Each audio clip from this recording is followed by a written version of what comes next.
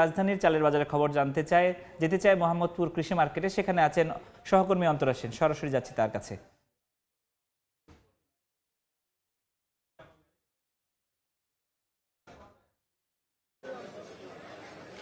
রমজান এলেই নিত্যপণ্যের বাজারে যে ঊর্ধ্বমুখী অবস্থা আমরা দেখতে পেয়েছি গেল এক সপ্তাহ ধরে, আজ কিন্তু রাজধানীর বাজারে কিছুটা নিম্নমুখী রয়েছে দাম। আমি এই মুহূর্তে দাঁড়িয়ে আছি রাজধানীর মোহাম্মদপুরের কৃষি মার্কেটে। এখানে কিন্তু বেশিরভাগ সবজিই বিক্রি হচ্ছে 40 থেকে 60 টাকার মধ্যে। আর রমজানের সবচেয়ে বেশি চাহিদায় থাকা সবজি বেগুন এখানে কিন্তু বিক্রি হচ্ছে 80 থেকে 100 টাকায়, যা গেল কয়েকদিন বিক্রি হচ্ছে 120 থেকে 140 টাকায়।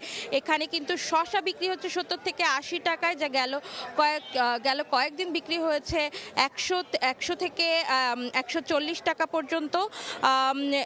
আর লেবু কিন্তু বিক্রি হচ্ছে 80 থেকে 100 টাকা, লেবু কিন্তু বিক্রি হচ্ছে 60 থেকে 80 টাকা। হালি যেটি গেল কয়েকদিন বিক্রি হয়েছে 100 থেকে 120 টাকা পর্যন্ত হালিতে। গেল কয়েকদিন যাবত চাহিদা অনেক বেশি থাকায় পর্যাপ্ত পণ্যের সংকটে কিন্তু দাম চড়া ছিল সবজির, এটাই কিন্তু বিক্রেতারা বলছেন। তবে আজ কিন্তু চাহিদার তুলনায় অনেক বেশি সরবরাহ রয়েছে বাজারে, আর ক্রেতাও কিন্তু অন্যান্য দিনের তুলনায় যেহেতু অনেক কম, তাই কিন্তু দাম কমেছে বেশিরভাগ সবজির। এদিকে রমজান মাস এলে কিন্তু চালের যে চাহিদা সেটা কিন্তু কমে যায়। অন্যান্য পণ্যের দাম ওঠানামা করলেও কিন্তু তেমন একটা প্রভাব থাকে না চালের বাজারে। সকালে আমরা কৃষি মার্কেটের পাইকারি চালের যে আড়তগুলো আছে সেগুলো কিন্তু আমরা ঘুরে দেখেছি। এখানকার আড়তদারদের সঙ্গে কথা বলে আমরা জানতে পেরেছি রমজান উপলক্ষে চালের চাহিদা বেশ কম, এজন্য কিন্তু চালের দামও কিন্তু তেমন একটা ওঠানামা করেনি।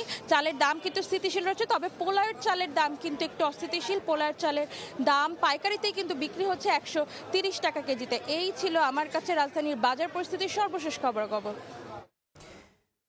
সরাসরি যুক্ত ছিলাম রাজধানীর মোহাম্মদপুর কৃষি মার্কেট থেকে। অন্তরা সেন যারা ছিলেন চাল সহ নিত্যপণ্যের বাজারের খবর।